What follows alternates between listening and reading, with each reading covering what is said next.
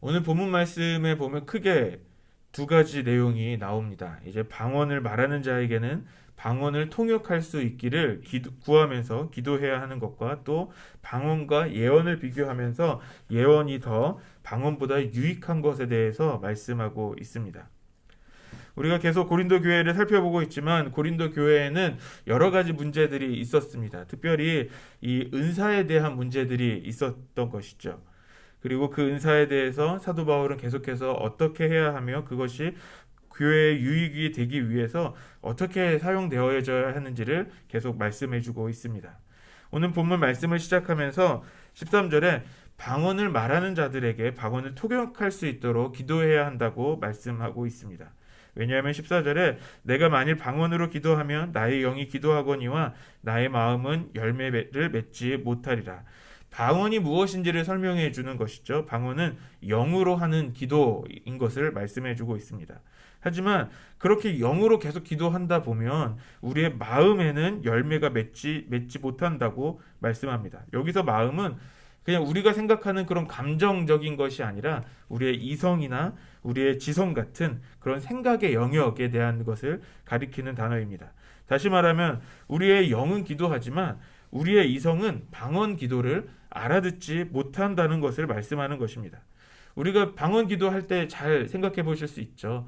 우리가 개인적으로 방언을 기도할 때 우리의 영이 주님께 더 가까워지는 것을 느끼지만 정말 우리가 그것을 통역할 수 없으면 무슨 기도를 했는지는 잘 모를 때가 있는 것이죠. 그래서 15절에 사도 바울은 이렇게 하라고 조언을 해줍니다. 영으로 기도하고 또 마음으로 기도할 것이다 라고 고백합니다. 그러니까 방언을 기도하는 동시에 또 나의 지성을 사용해서도 같이 기도해야 한다라는 것을 말하는 것입니다. 우리 16절 17절 말씀을 같이 읽겠습니다. 시작.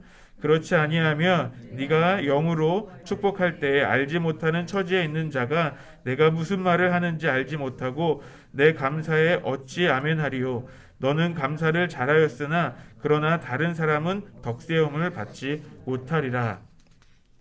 이 말씀을 세번역 성경으로 보면 그렇지 않고 그대가 영으로만 감사를 드리면 갓 믿기 시작한 사람은 그것이 무엇은 뜻인지를 알아듣지 못하므로 어떻게 그 감사 기도에 아멘하고 말할 수 있겠습니까? 그대가 훌륭하게 감사 기도를 드린다고 해도 다른 사람에게는 덕이 되지 않습니다. 라고 번역을 합니다. 그러니까 우리 고린도 교회에서 이 방언을 말하는 일들이 이제 공동 기도 시간에 또는 예배 중에 이제 누군가가 방언을 하는 사람들이 있었다는 것을 얘기해 볼 수 있는 거죠. 그런데 그 방언을 기도하는 사람이 그 영으로 감사의 기도를 드렸을지라도 그 자리에 고린도 교회 안에 이제 막 믿기 시작했던 누군가가 있다면 그 방언 기도를 알아듣지 못한다라고 이야기하는 겁니다. 그래서 그 방언으로 한 기도에 누가 아멘이라고 함께 네 정말 그렇습니다. 그렇게 될 겁니다. 라고 동감할 수 있겠냐라고 질문하는 것입니다. 정말 방언으로 훌륭하게 기도를 했을지라도 그것은 다른 사람에게 덕이 되지 못한다라고 말하고 있습니다. 방언 기도를 공동 예배에서 하게 되면 자신의 영적인 은사가 있다는 것이 좀 드러나는 자신의 영적인 우월감을 좀 보여주는 것이 될 수는 있겠습니다. 하지만 통역할 수 없으면 누구도 알아들을 수 없어서 아멘이라고도 할 수 없습니다. 그렇다면 그 방언 기도는 공동의 기도 또는 공동의 예배가 되지 않는 것입니다. 사도 바울은 자신도 방언을 할 수 있다고 고백합니다. 18절 말씀에 그것도 고린도 교회 성도들보다 내가 더 많은 방언을 할 수 있다고 이야기합니다. 하지만 19절에 그는 방언을 사용하지 않겠다고 말합니다. 19절 말씀을 같이 읽겠습니다. 시작. 그러나 교회에서 내가 남을 가르치기 위하여 깨달은 마음으로 5마디 말을 하는 것이 1만마디 방언으로 말하는 것보다 나으리라. 사도 바울이 여러 가지로 방언으로 말할 수 있지만 그 방언보다 성도들 모두가 알아듣게 하는 것, 그것이 더 유익하게 할 수 있는 그것을 위해 내가 깨달은 그 5가지 단어, 1만마디 방언보다 5마디 말로 하는 것이 더 낫다고 이야기하는 것입니다.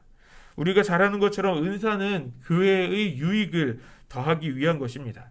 나 자신의 유익을 구하는 것이 아닌 공동체의 유익을 구하는 것이 은사라는 것을 우리가 계속해서 보고 있습니다. 20절 말씀 같이 읽겠습니다. 시작. 형제들아, 지혜에는 아이가 되지 말고 악에는 어린아이가 되라. 지혜에는 장성한 사람이 되라. 여기에서 이 지혜는 생각하는 것을 말합니다. 그러니까 어린아이처럼 생각하지 말아라 라고 이야기하는 겁니다. 어른답게, 장성한 사람답게 생각해야 한다라고 말하는 것입니다. 이것은 무엇이냐면 어른답게 생각하는 것은 곧 상대방을 더 배려하는 것을 말하는 것이죠. 그러니까 어린아이처럼 내가 가지고 있는 은사만 보면서 내가 가진 은사를 자랑하기 위해서 어린아이처럼 생각하고 말하는 것이 아니라 주변의 사람들을 돌아볼 수 있는 그 장성한 사람처럼 생각해야 한다라는 것을 가르치고 있는 것입니다. 21절 말씀입니다. 율법에 기록된 바 주께서 이르시되 내가 다른 방언을 말하는 자와 다른 입술로 이 백성에게 말할지라도 그들이 여전히 듣지 아니하리라 하였으니, 이 말씀은 이사야 28장 11절과 12절의 말씀을 인용한 내용입니다. 하나님께서 이사야 선지자가 있었을 그때 유다를 심판하시려고 아수르를 사용하십니다. 그때 아수르의 방언을 사용하셔서 그들에게 그 말씀을 하셨다는 거예요. 근데 그 말씀을 하셨다는 것은 그들이 알아듣지 못하게 일부러 그 말씀을 하셨다는 겁니다. 그래서 22절에 이 방언은 믿지 않는 자들을 위한 것이다 라고 말하고 있는데요. 그러니까 믿지 아니하는 자들의 표적이 된다고 이야기하는 것은, 그러니까 믿지 않는 자들은 다가올 심판을 피할 수 없다, 하나님께서 주신 그 심판을 받을 수밖에 없다라는 그 표적이 된다는 것을 말합니다. 하지만 예언이라는 것은 믿는 자들을 위한 것입니다. 그것은 미래에 있을 그 이야기를 하는 것이 아니라 하나님의 말씀을 전해주는 것입니다. 우리 23절에서 25절 말씀을 같이 보겠습니다. 그러므로 온 교회가 함께 모여 다 방언으로 말하면 알지 못하는 자들이나 믿지 아니하는 자들이 들어와서 너희를 미쳤다 하지 아니하겠느냐. 그러나 다 예언을 하면 믿지 아니하는 자들이 알지 못하는 자들이 들어와서 모든 사람에게 책망을 들으며 모든 사람에게 판단을 받고 그 마음의 숨은 일들이 드러나게 되므로 엎드려 하나님께 경배하며 하나님이 참으로 너희 가운데 계신다 전파하리라. 공동체 안에서 방언이 있을 수 있죠. 그런데 공동체 안에 모두가 방언을 말하고 있을 때 믿지 않는 자들이 그 모습을 보게 되면 좀 이상하게 본다는 거죠. 저 사람들이 정신이 이상하게 된 것이 아닌가. 또 우리가 계속 고린도의 상황들을 우리가 들었던 것처럼 저들은 좀 뭔가 좀 신령한 일을 하고 있는가, 좀 정신이 이상한가, 뭐 이런 여러 가지로 평가가 될 수 있다는 것입니다. 그러나 공동체 안에서 예언하는 말들이 계속해서 있게 된다면 그 예언하는 말들로 그 사람에 숨어 있는 그 속사람들을 다 보여지게 된다는 것입니다.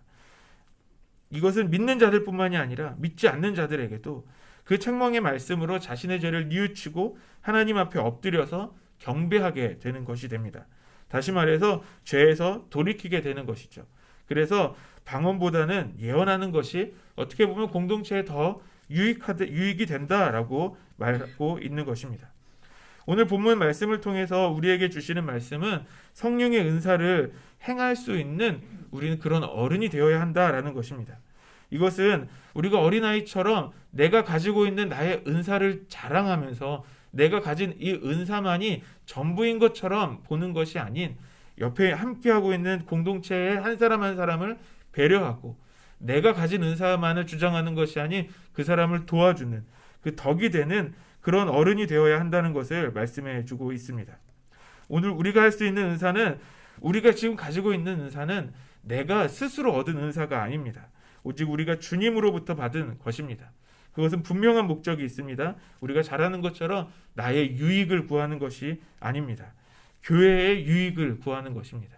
그러므로 우리는 내 자신이 우선인 그런 삶을 살아가는 것이 아니라 더욱더 상대를 배려할 수 있는, 또 그 마음을 돌볼 수 있는 그런 마음을 가져야 하는 것입니다. 우리 안성열린교회가 그렇게 성장하는, 장성하는 안성열린교회 되기를 바랍니다. 우리 모두의 신앙이 그런 모든 사람들을 배려하고 어우를 수 있는 그런 성도님들 되시기를 소망합니다.